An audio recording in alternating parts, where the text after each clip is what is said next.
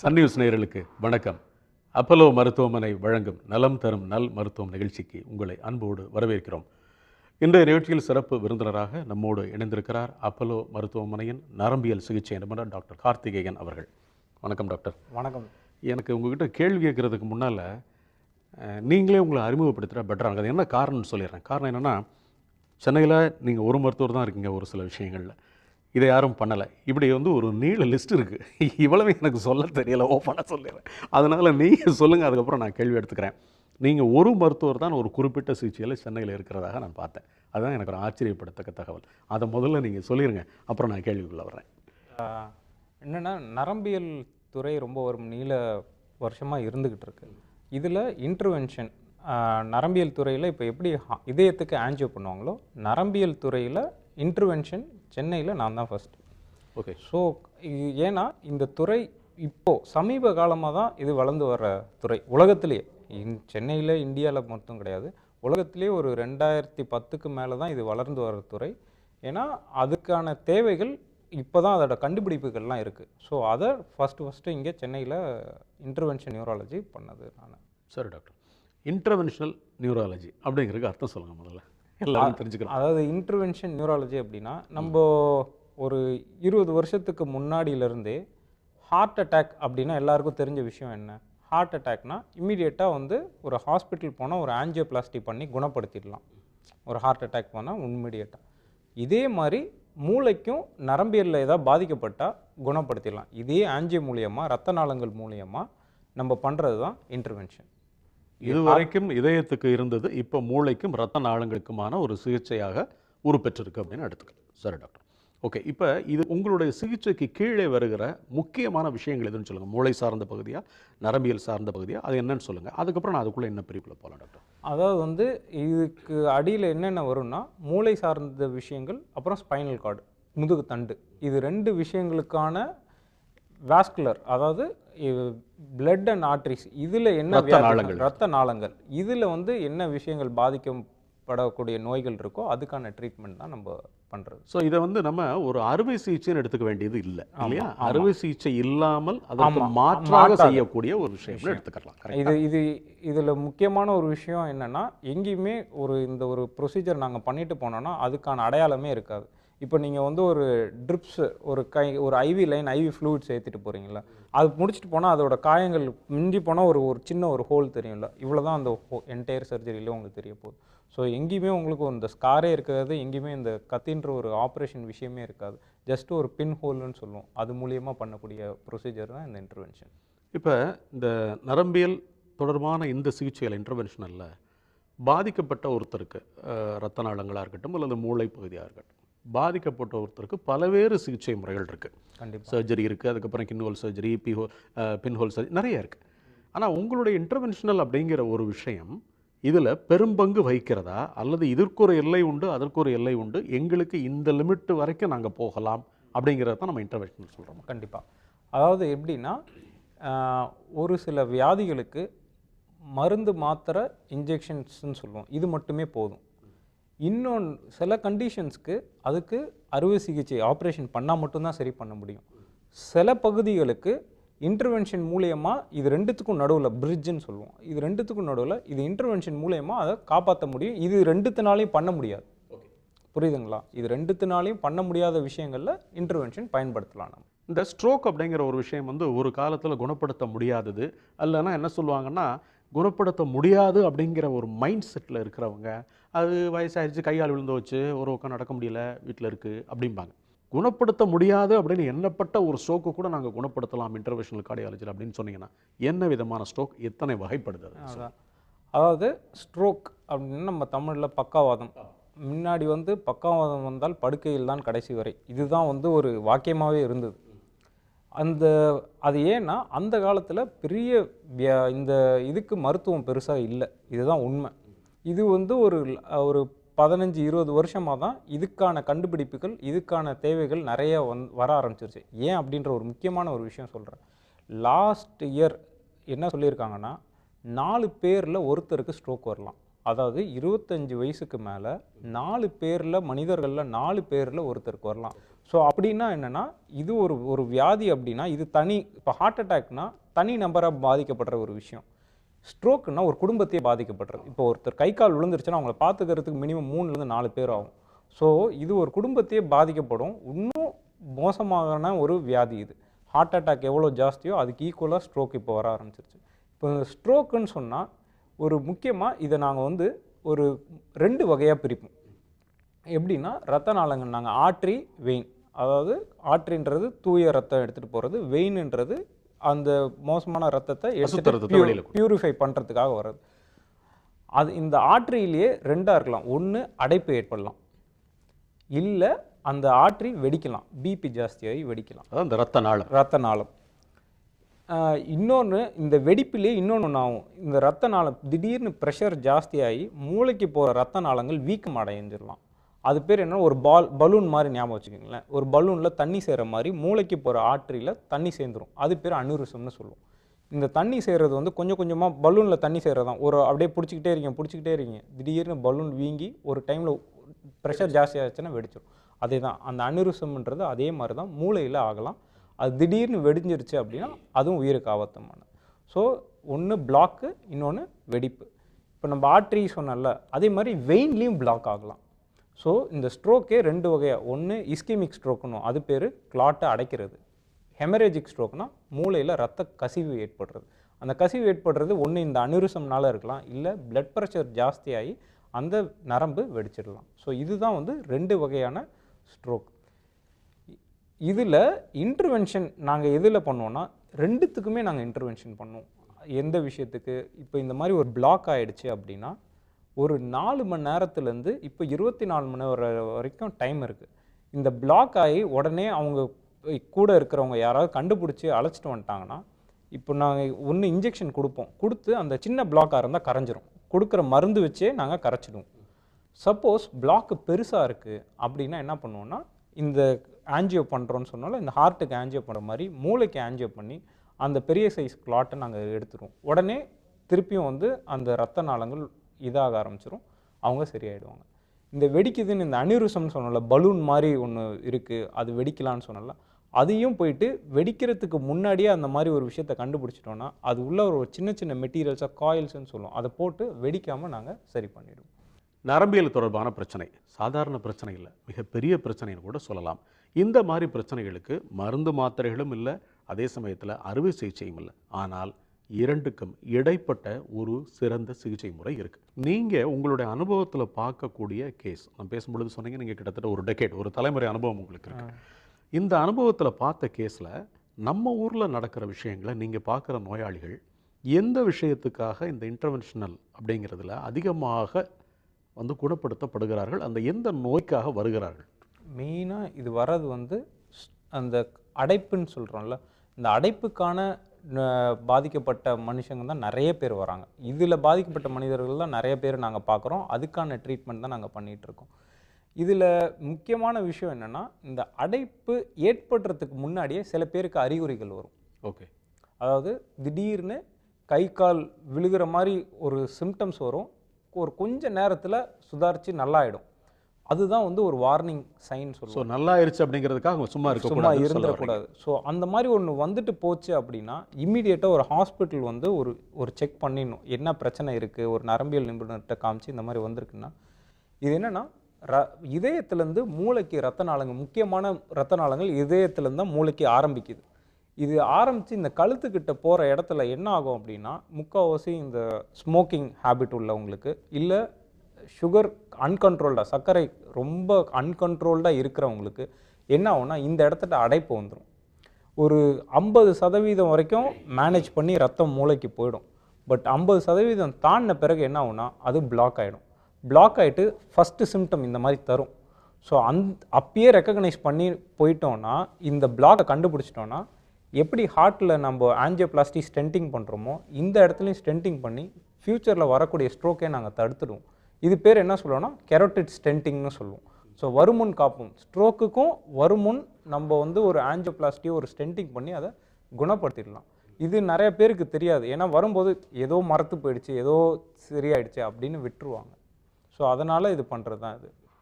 ஒரு சிகிச்சை முறையிலையும் அந்த குணப்படுத்தல் அப்படிங்கிறது வியாதியினுடைய தன்மையும் பாதிக்கப்பட்ட அளவையும் பொறுத்து மாறுபடும். ஆனால் இந்த நவீன சிகிச்சை முறையில் சில விஷயங்கள் எவ்வளோ பாதிப்பு இருந்தாலும் இதில் குணப்படுத்திடலாம் அப்படின்னு ஒரு நம்பிக்கையை கொடுக்கும். ஸோ உங்களுடைய இந்த இன்டர்வென்ஷனல் அப்படிங்கிற ஒரு விஷயம், இந்த புதிய முயற்சி அல்லது புதிய சிகிச்சை முறை அப்படிங்கிறது எப்பேற்பட்ட அந்த எல்லைக்குள்ள உள்ள எப்பேற்பட்ட பாதிப்பையும் சரி பண்ணக்கூடியதா, அல்லது இந்த அளவு பாதிச்சா இருந்தால் அதை சரி பண்ணலாம், இல்லைன்னா இது அடுத்த லெவலுக்கு வேறு தான் பண்ணணும் அப்படிங்கிறது மாதிரி இருக்கா? கரெக்ட். இதில் முக்கியமானது ஒரு விஷயம் என்னென்னா நேரம். அந்த 4 மணி நேரத்துக்குள்ளேருந்து 24 மணி நேரத்துக்குள்ளார வந்துட்டாங்க அப்படின்னா கண்டிப்பாக குணப்படுத்துறதுக்கான சான்சஸ் ரொம்ப அதிகம். இந்த நேரம் தாண்டி வந்துட்டாங்க, கொஞ்சம் தாண்டி வந்துட்டாங்க அப்படின்னா என்னென்னா, நம்ம மூளை நரம்புகள் வந்து ஒரு ஒரு நம்ம ஞாபகம் வச்சுக்கிறதுக்கு இல்லைன்னா தெரிஞ்சுக்கிறதுக்கு எப்படின்னா, ஒரு மரத்தோட கிளைகள் மாதிரி, ஒரு மரம் கிளைகள் இருக்குது. அந்த ஏதோ ஒரு கிளையில் நம்ம பிளாக் ஆகி அது பாதிக்கப்படும். அந்த பாதிக்கப்படுறத நம்ம எவ்வளோ சீக்கிரம் நம்ம அந்த தண்ணி ஊற்றி அது மரத்தை புதுப்பிக்க வைக்கணும்னு. ஃபுல்லாக பட்டு போச்சுன்னா நம்மளால் எதாவது பண்ண முடியுமா? பண்ண முடியாது. அதே தான் மூளையிலையும். நம்ம அது படுறதுக்கு முன்னாடி நம்ம அந்த பிளாக்கை ரிமூவ் பண்ணிட்டோம்னா இம்மீடியட்டாக ரத்தம் போய் அந்த செயல்பாடுகள் ஃபங்க்ஷன் ஆகிடும். ஸோ நம்ம நேரம் தாண்டிட்டா நம்ம இன்டர்வென்ஷன் மூலியமாக முயற்சி பண்ணுறதே வீண் தான். அது பண்ணுறது பிரயோஜனமும் கிடையாது. ஸோ நேரத்துக்குள்ளார வந்தாங்கன்னா எவ்வளோ பெரிய பிளாக்காக இருந்தாலும் கண்டிப்பாக சரி பண்ணிட முடியும். ஒரு ஸ்ட்ரோக் அப்படிங்கிற ஒரு விஷயத்தை கோல்டன் ஹவர் அப்படின்னு சொல்கிறது 4 மணி நேரம்னு சொல்லுவாங்க. இந்த 4 மணி நேரத்தில் கொண்டு வந்தால் எப்பேற்பட்ட பிரச்சனையும் சரி பண்ணலாம்ங்கிறது மருத்துவம் சொல்லுது. ஆனால் ஒரு புதிய தகவலாக நீங்கள் 24 மணி நேரம் அப்படின்னு சொல்கிறீங்க. ஸோ இந்த 24 மணி நேரம் அப்படின்னு நீங்கள் சொல்லக்கூடிய தகவல் அப்படிங்கிறது இன்டர்வென்ஷனல் அப்படிங்கிற ஒரு விஷயத்துக்கு பொருந்துமா, இல்லை இப்போ உள்ள கண்டுபிடிப்பில் 24 மணி நேரத்துக்குள்ள மற்ற ஸ்ட்ரோக்கையும் சரி பண்ணக்கூடிய சூழல் இருக்கா? இது எதுக்கு பொருத்தமான ஒரு? கண்டிப்பாக. அதாவது வந்து நம்ம மக்களுக்கு சேர வேண்டிய விஷயம் என்னென்னா, இந்த 24 மணி நேரன்றது மறந்துடணும். எவ்வளோ சீக்கிரம் அந்த ஒரு நரம்பியல் நிபுணர்கிட்ட போகிறாங்களோ அதுதான் முக்கியம். ஏன் நான் சொல்கிறேன்னா, ஏன்னா இப்போ நம்ம வந்து என்னைக்காவது வந்து நம்ம 24 இது வந்து மருத்துவ ரீதியாக நான் சொல்கிறேன். 24 மணி நேரம்ன்றது நமக்கு நாங்கள் சொல்கிறது ஒரு அதிகபட்சம் சொல்கிறோம், வழியே இல்லைன்றப்போ. பட் அவங்க எவ்வளோ சீக்கிரம் வராங்க, இந்த 4 மணி நேரத்துக்குள்ளே ஈவன் 1 ஹவர்க்குள்ளார வந்தாலும் சரி. ஏன் இதை நான் சொல்கிறேன்னா, ஒரு எக்ஸ்பீரியன்ஸில் நான் சொல்கிறேன். என்னென்னா, இப்போது ஒரு 4 மணி நேரத்துக்கு, ஒரு 2 மணி நேரத்துக்குள்ளார வந்தவங்களுக்கும் ஒரு 8 மணி நேரத்துக்குள்ளார வந்தவங்களுக்கும் வித்தியாசம் இருக்குது. இந்த 4 மணி நேரத்துக்குள்ளார வந்தவங்களுக்கு நாங்கள் இதே இன்டர்வென்ஷன் மூலியமாகவே வைத்தியம் பண்ணி சரி பண்ணவங்க வந்து ரொம்ப சீக்கிரமாக குணமடைஞ்சிருக்காங்க. அதுவும் ஒரு சில டெஃபிசிட்லாம் இல்லாமல் போயிருக்காங்க. இதே கொஞ்சம் நேரம் தாண்டி வந்தவங்களுக்கு கொஞ்சம் என்னதான் நம்ம சரி பண்ணியிருந்தாலும் ஒரு சில செயல்பாடுகள் குறைவாகவே இருந்திருக்கு. ஸோ 24 மணி நேரம் டைம் இருக்குது. இதுக்கு தான் இந்த இன்டர்வென்ஷன் வந்ததுக்கான மெயின் காரணம். இந்த 24 மணி நேரத்துக்குள்ளே பண்ணாலும் ஒரு வாய்ப்பு உண்டு. பட் அதை நம்ம மனசில் வச்சுக்கூடாது. எவ்வளோ சீக்கிரம் அந்த நியர்பை ஹாஸ்பிட்டல் நம்ம போகிறோமோ அவ்வளோ சீக்கிரம் நல்லது.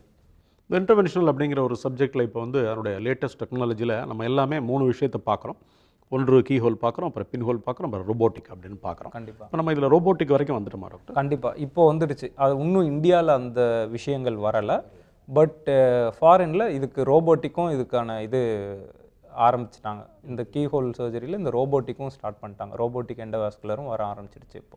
சரி டாக்டர், இந்த நான் கார்டியாக்கில் கூட நான் கேள்விப்பட்ட வரைக்கும் இந்த இன்டர்வென்ஷனல் அப்படிங்கிற ஒரு விஷயத்தை வந்து ஒரு ஏஜுக்கு மேலே சில விஷயங்களை கை வைக்கிறது இல்லை, அது தேவையில்லை அப்படின்னு கருதுறாங்க. மாத்திரை மருந்துகளே சரி பண்ணலாம் அப்படின்னு சொல்கிறாங்க.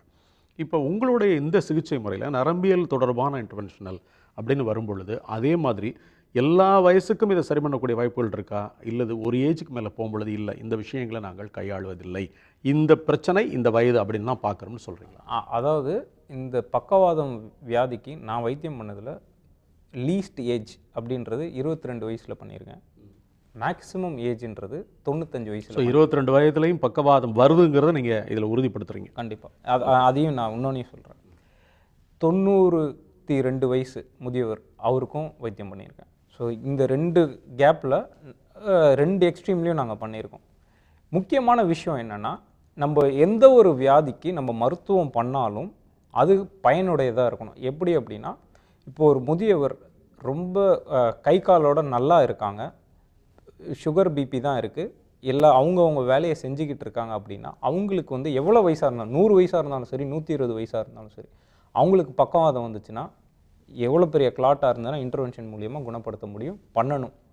இதே ஒரு முதியவர் அவரால் வந்து பெட்ரிடனாக இருக்காங்க, ஒரு அதுக்கும் மேலே அவருக்கு வந்து புற்றுநோயோ ஏதோ ஒரு கேன்சர் அந்த மாதிரி ஏதோ ஒரு வியாதி இருக்குது அப்படின்றவருக்கு ஒரு கிளாட் வந்ததுன்னா பெரிய லெவலில் நம்ம பண்ணுறதுனால பெரிய பிரயோஜனம் இருக்க போகிறது புரியுதுங்களா? ஸோ செலெக்ஷன் ஆஃப் பேஷண்ட்ஸ்ன்றது ரொம்ப இம்பார்ட்டன்ட். வயது இதில் முக்கியமே கிடையாது. 20 வயசுலேயும் நாங்கள் பண்ணியிருக்கோம், 94 வயசும் பண்ணியிருக்கோம். பட் அவங்க அதுக்கு முன்னாடி சில ப்ரீ மார்பிட் கண்டிஷன்ஸ்னு சொல்லுவோம், கோமார்பிட் கண்டிஷன்ஸ் சொல்லுவோம். அதில் வந்து அவங்க வந்து நல்லா இருக்காங்க அப்படின்றவங்களுக்கு கண்டிப்பாக யாராக இருந்தாலும் நாங்கள் பண்ணுவோம். வயது இதில் எந்த ஒரு இதுவுமே எங்களுக்கு இந்த வயசுக்குள்ளே தான் பண்ணுவோன்ற ஃபேக்டரே கிடையாது. ஸ்ட்ரோக், பக்கவாதம், இது பலவேறு பிரிவுகளை உள்ளடக்கியிருக்கு. இதை குணப்படுத்த முடியுமா? என்ன விதமான பக்கவாதங்கள் இருக்குது, அது எதனால் ஏற்படுது, இப்படி நிறைய விஷயங்களை மருத்துவரோட பேசிகிட்டு இருக்கோம். நீங்கள் இப்போ ஒரு விஷயத்தை பேசும்பொழுது சொன்னீங்க டாக்டர், 92 வயதான ஒருத்தருக்கு பண்ணியிருக்கீங்க, 25 வயசுன்னு சொன்னீங்க. 92 வயதான ஒருவருக்கு இப்படி ஒரு வியாதி வந்திருக்கு அப்படிங்கிறது ஒரு ஆச்சரியமான தகவலாக இருக்க வாய்ப்பு இல்லை. ஏன்னா அது ஏஜ் டேக்கிங் ஃபேக்டர்னு சொல்லுவோம். ஆனால் ஒரு 25 வயது ஆனவருக்கு இது வந்திருக்கு அப்படின்னு சொன்னால் இது கொஞ்சம் கவலை அளிக்குது. ஸோ உங்களுடைய இந்த மருத்துவ சிகிச்சையில் இந்த 25 வயசுக்காரருக்கு வந்ததுக்கான காரணம் என்ன, அந்த மாதிரி வந்தவங்க எந்த அளவுக்கு கொஞ்சம் கவனமாக இருக்கணும்னு சொல்லலாம் டாக்டர்? அதாவது இப்போ சமீப காலமாக ஒரு 2 வருஷம் எடுத்துக்கோங்களேன், நான் 25 வயசுலேருந்து 40 வயசுக்குள்ளார இருக்கிறவங்க நாங்கள் அறுவை சிகிச்சை பண்ண எண்ணிக்கை ஜாஸ்தி 60 வயசுக்கு மேலே இருக்கவங்கள விட. ஓஹோ. ஸோ இந்த 25 to 40 இயர்ஸில் நாங்கள் பண்ண கேசஸ் ரொம்ப ஜாஸ்தியாக. உங்களுடைய மேஜர் ஏஜ் இவங்களே 25லேருந்து 40க்குள்ளே தான் இருக்காங்க. ஸோ இவங்க தான் இப்போ எண்ணிக்கை ஜாஸ்தி ஆகிட்டு இருக்கு. இப்போ 60 வயசில் இருக்கிறவங்களுக்கு தான் ஸ்ட்ரோக் வருன்ற போய் இப்போ நாங்கள் 25லேருந்து 40 வயசுக்குள்ளேயே நாங்கள் பார்க்க ஆரம்பிச்சிட்டோம். இதுக்கான காரணங்கள் என்ன? இந்த ஸ்ட்ரோக்ஸ் ஒரு குறிப்பிட்ட ஸ்ட்ரோக்குள்ளே இருக்காங்களா இவங்க, இல்லை பலவேறு விதமான பாதிப்புகள் உங்களுக்கு இருக்கா? இந்த 25லேருந்து 40 அவங்களுக்கு வந்து முக்கால்வாசி பேருக்கு சுகர் இருக்குது, அண்ட் முக்கால்வாசி பேர் வந்து மது அருந்துவராக இருக்காங்க, இல்லை ஸ்மோக்கிங் பண்ணுறவங்களா இருக்காங்க. ஸோ இந்த ரிஸ்க் ஃபேக்டர்ஸ்லாம் இருக்காங்க. ஸோ இவங்களுக்கு நிறைய பாதிப்புகள் ரொம்ப நிறைய பார்த்துட்டோம் நாங்கள். ஒரு கிட்டத்தட்ட நாங்கள் லாஸ்ட் ஒரு நியூஸ்லேயே வந்திருக்கு, அதாவது வந்து ஒரு 28 பேர் நாங்கள் குணப்படுத்தணும் இந்த ஸ்ட்ரோக்கில். இந்த இன்டர்வென்ஷன் மூலயமா பண்ணி திருப்பி அவங்க வேலைக்கு போயிட்டாங்க, மீண்டு போயிட்டாங்க. இதை ஏன் முக்கியமாக நான் சொல்ல வரேன்னா, முந்திலாம் வந்து இந்த வயசுக்கு மேலே வந்தால் தான் பக்கவாதம் இதெல்லாம் கிடையாது. இப்போல்லாம் ரொம்ப சின்ன வயசில் வர ஆரம்பிச்சிருச்சு. மெயின் ரீசன் என்னென்னா அவங்களோட லைஃப் ஸ்டைல், அவங்க பார்த்துக்கிறது என்னென்னா பிளட் ப்ரெஷர் ரெகுலராக செக் பண்ணியிருக்க மாட்டாங்க, சுகர் வந்திருக்கும் அதை கவனிக்காமே இருந்திருப்பாங்க, ஒழுங்கான டைமில் தூக்கம் இல்லாமல் இருக்கிறது. ஸோ இது எல்லாமே வந்து ரெகுலர் எக்ஸசைஸ் இல்லாமல் இருக்கும். ஸோ இது எல்லாமே வந்து ஸ்ட்ரோக்குக்கான ஒரு வழிவகுப்பு தான். இந்த பக்கவாதம் அல்லது இந்த வாதம் தொடர்பான விஷயங்கள் எல்லாமே நீங்கள் பெரும்பாலும் பார்த்தீங்கன்னா அது ஆண்களுக்கு தான் பெரும்பாலும் அப்படின்னு சொல்லுவாங்க. பெண்களுக்கு நான் கேள்விப்பட்ட வரைக்கும் முகத்தில் நிறைய பேருக்கு பாதிப்பு வந்திருக்கு அப்படின்னு கூட ஒரு தகவலை நான் பார்த்தேன். எந்த அளவுக்கு சரின்னு தெரியல எனக்கு. வாய் இப்படி போயிடுச்சு அப்புறம் சரி பண்ணாங்க டாக்டர் அப்படின்லாம் சொல்லுவாங்க. இது வந்து இந்த விகிதாச்சாரம் அப்படியே தான் இருக்கா, இல்லை இந்த பாதிப்புகள் ஆண்களுக்கு கூட பெண்களுக்கு குறைச்சல் அப்படிங்கிறது மாதிரியான ஒரு ரேஷியோவில் இருக்குமா? நம்ம இல்லை, இப்போ பெரும்பாலும் நீங்கள் சொன்னது உண்மை தகவல் தான். ஆண்களுக்கு ஜாஸ்தியாக இருந்தது. எதனால் காரணம் என்னென்னா, புகைப்பிடிப்பதும் மது அருந்ததுக்கான பழக்கங்கள் ஆண்களோட சதவீதம் ஜாஸ்தி. அதனால தான் இந்த வியாதி வந்து ஜாஸ்தியாக இருந்தது. இதே பெண்களுக்கு அந்த பழக்கங்கள் கிடையாது. ஸோ அவங்களுக்கு வந்து இந்த ஸ்ட்ரோக் வரதுக்கான ரிஸ்க் ஃபேக்டர்ஸ் ரொம்ப கம்மியாக இருக்குது. பட் இப்போ பார்த்துக்கிட்டிங்கன்னா சுகர் வந்து எல்லாருக்குமே வர ஆரம்பிச்சிருச்சு. நிறைய பேருக்கு, பெண்களும் ஈக்குவலாக பாதிக்கப்பட்டிருக்காங்க. ஸோ இவங்களுக்கான ஸ்ட்ரோக்கும் ஜாஸ்தியாக வர ஆரம்பிச்சிருச்சு.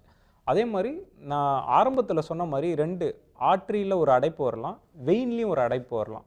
வீனஸ் ஸ்ட்ரோக்ஸ்ன்னு சொல்லுவோம். அது பெரும்பாலும் பெண்களுக்கு தான் வரும். ஆண்களோட பெண்களுக்கு, ஆண்களில் மது அருந்துவர்களுக்கு வரும், பெண்களுக்கு இந்த வீனஸ் ஸ்ட்ரோக்ஸ்ன்றது ரொம்ப காமனாக வரும். ஸோ அவங்களுக்கும் இந்த மாதிரியான பாதிப்புகள் ஜாஸ்தியாக வரும். இது ஒரு தகவலை நம்ம எடுத்துக்கோ டாக்டர். இந்த வீனஸ் ஸ்ட்ரோக் அப்படிங்கிறத பற்றி கொஞ்சம் விரிவாக சொல்லுங்கள். அதாவது இப்போது ஆர்டீரியல் ஸ்ட்ரோக் நம்ம பேசிகிட்டு இருந்தோம், அதாவது 4 மணி நேரத்துலேருந்து 24 மணி நேரத்துக்குள்ளார வந்தால் இந்த மாதிரி சிகிச்சை இருக்குது. அதே மாதிரி இந்த வீனஸ் ஸ்ட்ரோக்குன்னு சொல்லுவோம். இதுவும் வந்து ஒரு ஆபத்தான விஷயம். பட் என்னென்னா, இந்த ஆர்ட்ரி மாதிரி வெயின் வந்து கொஞ்சம் தாங்கக்கூடிய விஷயங்கள். இதனால மூளை பகுதி இமீடியட்டாக பாதிக்காது. ஃபஸ்ட்டு மெயின் சிம்டம்ஸ் எப்படின்னா, தலைவலி, ரொம்ப ஜாஸ்தி தலைவலி வரும்.